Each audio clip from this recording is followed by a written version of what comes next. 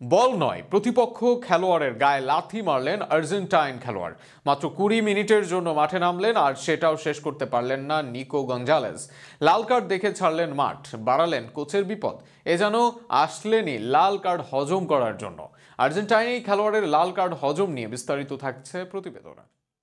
বেচারা স্ক্যালোনি হয়তো মলিন মুখে চেয়ে থাকবেন, মাঠে না টিভি সেটের সামনে থাকা আর্জেন্টাইন ভক্তদের অবস্থাও হবে বিব্রতকর। যেখানে দলের জয়ের অপেক্ষা করছিলেন তারা, সেখানে শেষ মুহূর্তে ঘটল এমন এক কাণ্ড। এমন কিছু করে কি পার পাবেন নিকো গঞ্জালেজ?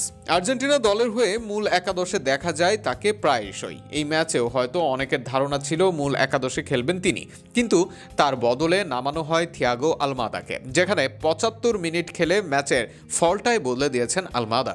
সেখানে মাঠে নেমে 20 মিনিটও খেলতে পারেননি নিকো গঞ্জালেজ। তার আগেই তাকে মাঠ ছাড়তে হয় লাল কার্ড হজম করে।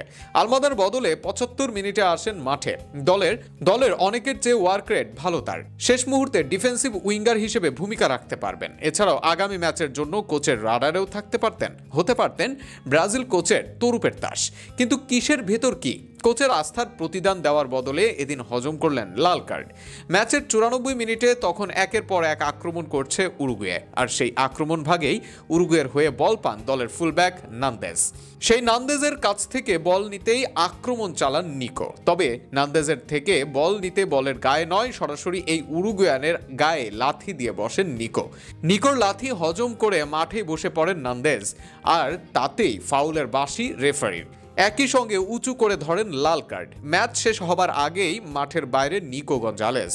উইংয়ে আর্জেন্টিনা দলে কখনোই খুব বেশি অপশন ছিল না। এর মাঝেই দিবালা, গার্নাচোর মতো খেলোয়াড়রা জাতীয় দল থেকে ছিটকে গেছেন। একজন অভিজ্ঞ খেলোয়াড় হিসেবে সেখানেই দায়িত্ব নেওয়া উচিত ছিল নিকোর। অন্তত শেষ সময় নেমেও দারুণ কিছু করে খেলাটাকে শেষ করতে পারতেন। কিন্তু উল্টো ব্রাজিলের বিপক্ষে স্ক্যালোনির একজন অপশন কমিয়ে দিলেন এই উইঙ্গার।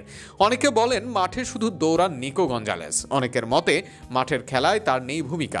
তবে এত কিছুর পরেও এই উইঙ্গারকে নিয়মিত সুযোগ দেন আর্জেন্টাইন কোচ লিওনেল স্ক্যালোনি। কিন্তু এভাবে সুযোগের অপব্যবহার করলে আগামী দিনে আর্জেন্টিনা দল থেকেও যে ছিটকে যাওয়ার সম্ভাবনা আছে এই উইঙ্গারের।